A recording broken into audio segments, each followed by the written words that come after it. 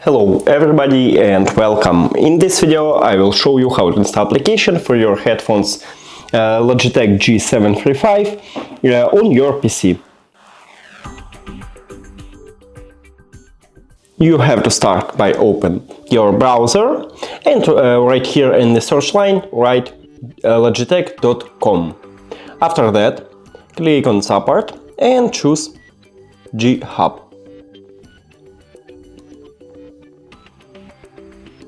Now click download for Windows and open installer.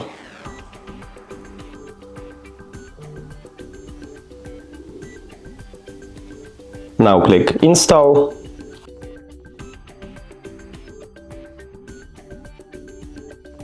No thanks.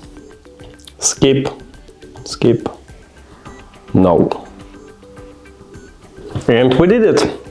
Thank you for watching this video. If you found it helpful, please consider subscribing to the channel and leave a like on the video. It's really important to us. See you later!